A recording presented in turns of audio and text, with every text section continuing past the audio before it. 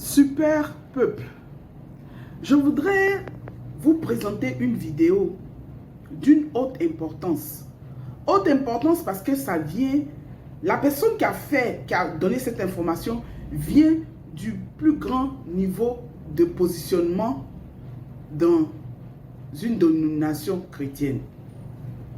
Donc il est important d'écouter. Mais je voudrais en même temps vous demander, s'il vous plaît, débarrassez-vous de tout ce qui est émotion personnelle, tout ce qui est jugement et avis personnel, et surtout des injures, parce que c'est parce que Yesaya nous a appris. Nous devons être des enfants disciplinés, des disciples respectueux, d'accord? Nous allons écouter cette vidéo-là et ensemble, nous allons en débattre, d'accord? Allons-y. Pape François a dit oui, le Vatican annonce la bénédiction pour les couples de même sexe. Elle se déroulera hors liturgie. Nathalie Mendoza, on vous retrouve à Rome. Est-ce une révolution pour l'Église catholique ?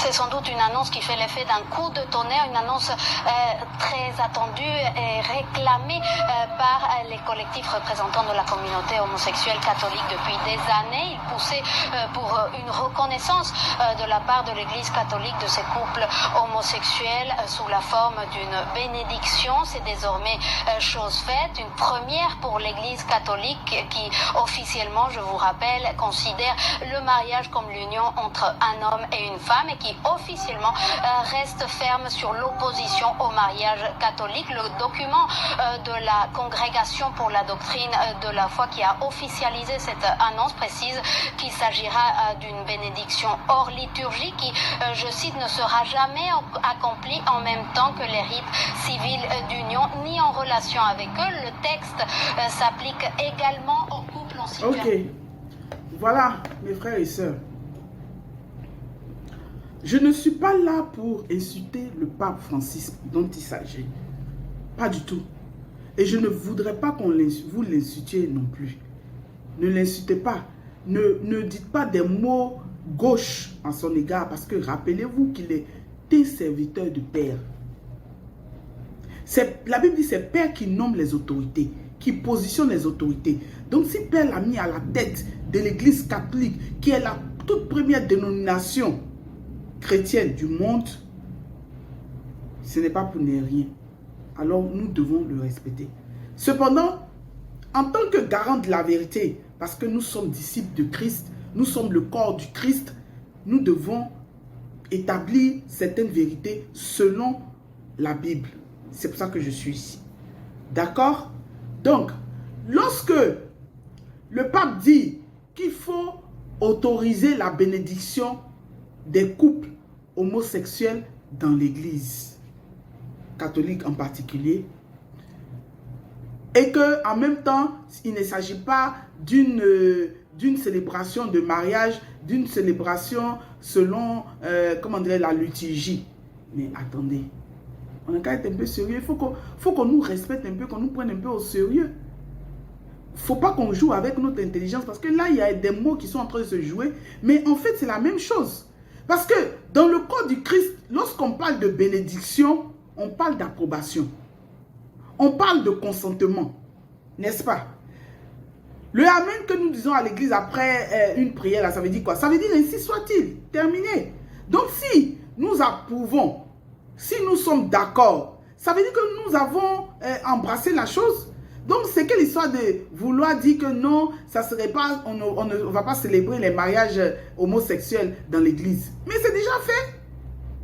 Attendez, lorsqu'on se marie sur le plan civil, après, on fait la dot pour l'Afrique, pour honorer les parents, le plan civil pour respecter l'autorité que Père a mis dans le pays, les lois, pour suivre les lois. Et ensuite, à l'église, là, on appelle quoi? La bénédiction nuptiale.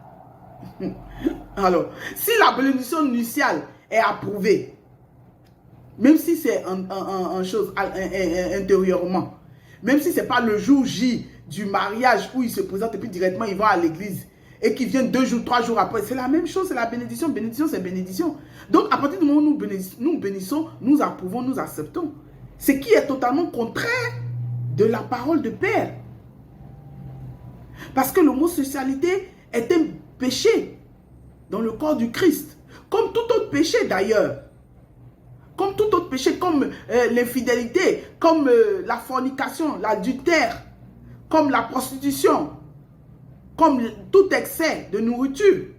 Tout ça est péché. Alors, il ne s'agit pas de condamner les homosexuels, mais il s'agit de condamner l'acte. Et en approuvant, en bénissant les homosexuels dans l'église, ça veut dire que en tant que premier représentant du corps du Christ dans l'église catholique, ça veut dire que le pape parle au nom de la voix de Père. Or, il n'y a pas de contradiction dans la parole de Dieu, dans la parole de Père Yahweh, il n'y a pas de contradiction. Donc, il ne peut pas dire une chose et puis la dédire en même temps. Ça veut dire que cette idée vient purement et simplement du pape. Étant humain, il peut se tromper. Il n'est pas le Christ, Isaïe. Il n'est pas notre sauveur. Il est un serviteur du Christ. C'est le Christ qui l'a mis là pour le représenter.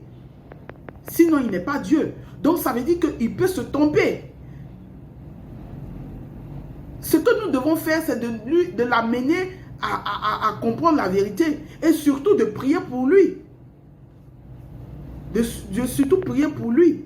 Mais notre problème en tant que chrétien, c'est que nous sommes trop fanatiques des choses. C'est-à-dire que nous suivons les responsables des dénominations de manière aveugle.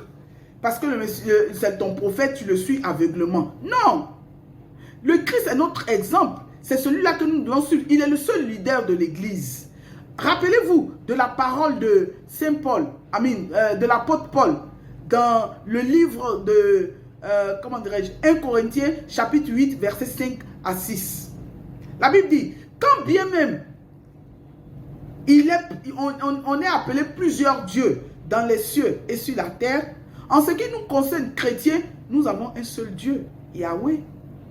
Dieu, le Dieu Tout-Puissant, le créateur du ciel et de la terre. Le créateur de toutes choses et de tout être vivant. De tout être humain ou bien animal, y compris nous. Oui, être humain. Celui qui ouvre une porte et personne ne peut la fermer, celui qui la ferme et personne ne peut l'ouvrir. Il connaît la fin de la chose avant même son commencement pour dire qu'il voit tout, il sait tout, il entend tout. Donc voilà. Et maintenant, elle va encore au verset 6 pour dire que nous avons, il y a plusieurs seigneurs. Il y a plusieurs seigneurs qui sont appelés dans les cieux comme sur la terre. Plusieurs seigneurs. Mais en ce qui nous concerne, nous chrétiens, nous avons un seul Seigneur. Et ce Seigneur-là s'appelle Jésus, communément appelé Jésus, dont le vrai nom est Isaïe. On l'appelle communément Jésus et il est le Fils de Dieu, Jésus-Christ. C'est lui qui est notre Seigneur et Sauveur, notre tout. C'est par lui que nous sommes venus à Père. C'est grâce à lui que nous héritons la vie éternelle et que nous sommes aujourd'hui appelés enfants de Dieu. Jean chapitre 1 verset 12. Ne vous y trompez pas. Il est le seul qui doit nous conduire parce qu'il est mort à Golgotha pour toi et moi. Il s'est fait pauvre pour que nous soyons riches. Il a pris nos péchés pendant qu'il était parfait. Il s'est fait malade pour que nous ayons la santé. Pour que toi et moi, nous soyons en bonne santé et que, nous puissions vaincre la maladie. Il est mort pour que nous soyons ressuscités lorsqu'il reviendra, pour que la mort n'ait pas de pouvoir sur nous, pour que nous n'ayons pas peur de la mort parce qu'elle ne représente rien. Alors, donc, si le pape dit ça, ça n'engage que lui, comme je l'ai dit, c'est un humain. C'est un humain. Donc nous ne devons pas nous fier à ça et puis à cause de ça blâmer l'église. Il y en a qui critiquent, il y en a qui disent que c'est le pape qui a dit, donc ainsi soit-il. Il y en a qui disent que non, ça fait honte, nous on ne sera plus chrétiens parce que les chrétiens se font ridiculiser. C'est vrai, vous avez raison, on se fait ridiculiser. On se fait ridiculiser parce qu'on refuse de lire la parole de Père. On se fait ridiculiser parce que nous sommes fanatiques des hommes que d'être fanatiques de Christ. Nous suivons aveuglement nos responsables chrétiens, ce qui n'est pas juste.